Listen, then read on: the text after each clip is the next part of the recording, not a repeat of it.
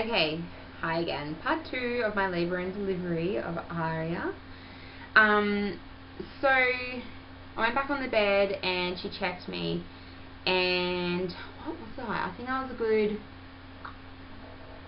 like 5 centimeters, so that was amazing.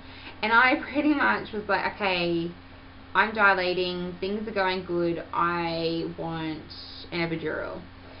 Funny enough, my doctor came in just before I hopped in the shower, and he's like, okay, he didn't think I was going to progress very quickly. So he's like, okay, so I'm going to get a massage. I'm like, excuse me? What? You're in good, hands with your midwife, because he's a rower or something. So he's like, I've got, just on my lunch break, I'm just going to get a massage. I'm like, okay. But if you need me, obviously call. So then I said to Bernie, the midwife, while he's having massage, and it was around that time that he was scheduled for his massage, that I wanted the epidural. She's like, by the time, if we can get onto him, I'm like, if you can, hello, he's my obstetrician, I'm paying him for this, he better pick up the phone.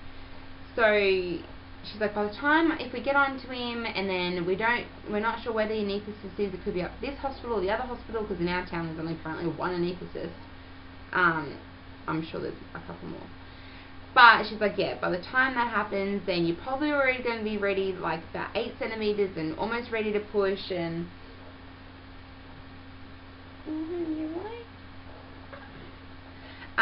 almost ready to push. And I'm like, oh, but I really want it. So she's like, we'll just see how you go, and we'll see by, we'll check you again in a little bit, and we'll just see how you're progressing. So anyway, I labored through, and things were getting really intense. And I remember I was getting a bit loopy on the gas too, because I was going bab, and even though I was in so much pain, my husband had a bit of a chuckle because I was a bit loopy, and the view was on, and I was telling Barbara to shut up, and because she was obviously saying her point of view. So I remember a few little pukey things like that, and it was still a good experience. I wasn't yelling, I wasn't screaming, but then it got to the point where she's like, okay, do you feel like you need to push? And I'm like, I think so. I don't know, I've never had this feeling before. So she's like, okay, you need to, get up, and I think she checked me, and by this stage it was probably, what time was it? It's probably 1 o'clock, and, oh, that's right, my husband kept feeding me ice, and that seemed to help too. I didn't think it would, but I don't know, the crunchiness of it was taking my mind off it, I'm not sure. And so then she's like, okay, if you think you need to push, we need to take you to the toilet to get that, put just a trial run, or was it? Oh no, I was in the bathroom. I went in the bathroom again, and then I said, I really need to push, because that's right, there's that feeling of, and it was when the gravity took hold of, because I was kneeling over my ball. I'm like, I really need to push, and I think I'd just been checked, and I was only, oh no, I had been checked before, and it was about an hour later when I thought I needed to push. And so then she's like, no, you can't push yet, I'm like, and it felt like I need to do a poo. I'm like, no, I really need to. And your body just takes over, like your butt and your vagina and everything else down there just takes over, and it's like, yep, okay, we want to push now. So, oh honey, you okay? Aww. One of these faces. Alright, put you over the shoulder. I'll show you her to you in a minute. So, and then I'm like, no, I want to come back to the bed.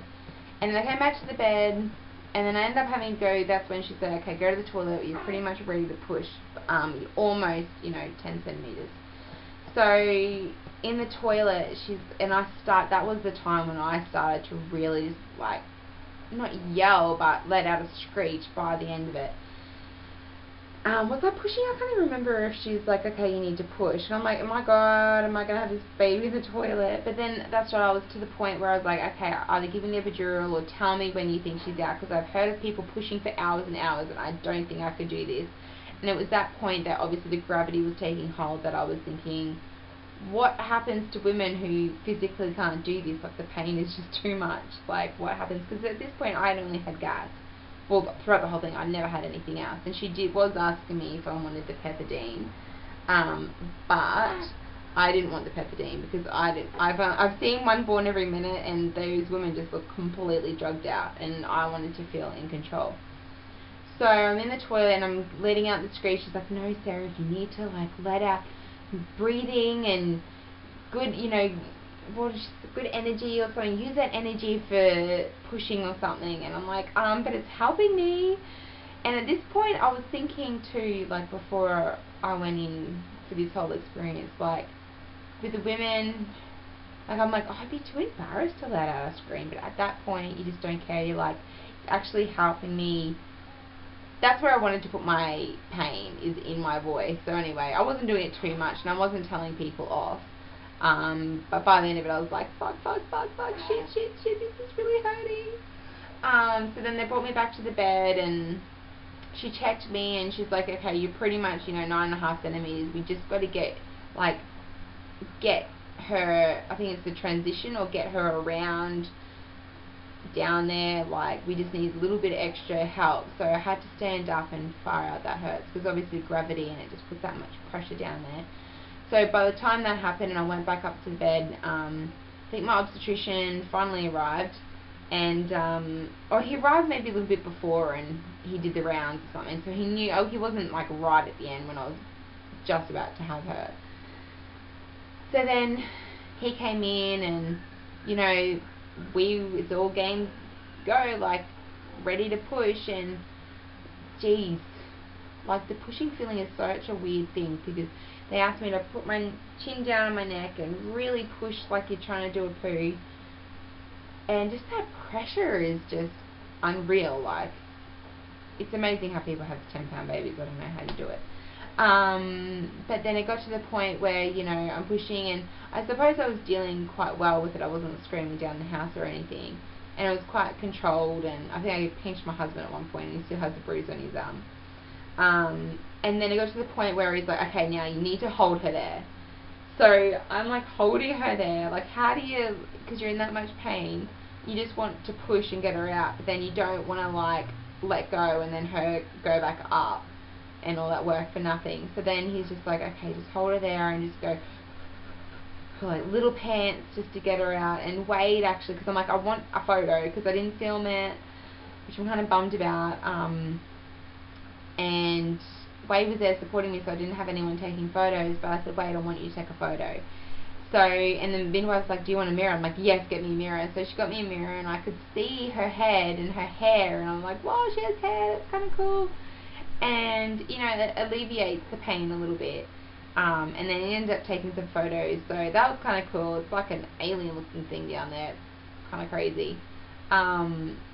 But I've got that forever now, so I'm happy that he did that. And apparently my obstetrician said, what, the old Fenny shot, or Fenny shot or something? And I was just like, what the, you're like in grade 8? He's English too, so he has this charm about him, but when he said that, we were like, what the? So he took the photo, and then Wade was like watching. He said he wasn't going to watch because he didn't want to, I don't know, he just was kind of turned off by the idea. But then he was obviously intrigued, and he looked down there, and now he says it's the most amazing thing ever. And just to the point where she was about to come out, because he was like, oh my god, she's going to tear. He didn't want to see me tear, so he looked away for that split second, and then he couldn't believe, he reckons, how rough like they are pulling the head out. Because you think babies are so, like delicate. But then there she was born 4 hours pretty much after I had my Syntocin. Unreal, like 4 hours compared to my almost 24-hour labour with my son. People kind of knock the Syntocin or Pitocin and whatever, but in my case, and I suppose I started shaking towards the end there too, and if you'd heard in my previous vlogs about what happened in my C-section, I got the shakes really badly, and I was really afraid of getting the shakes again. But as soon as she came out and I was calm, and I seen her, it's obviously the most amazing thing. I was like, oh my god, like she just came out of me. That was my first thought, like, what? How did she just fit through there? But she was absolutely perfect, and I got to hold her. I didn't get to hold my son. Like, they just gave him to me to look at, and yeah, and so then after that, obviously I had to get my uterus out, not my uterus, the placenta out. So that was kind of a weird feeling. They took her off to, like, obviously get weighed and checked and looked at and cut the cord. My husband cut the cord, and it was just an amazing experience. It was just amazing. I don't have anything better to say about it. So I'll quickly do a third part of this video just to wrap things up.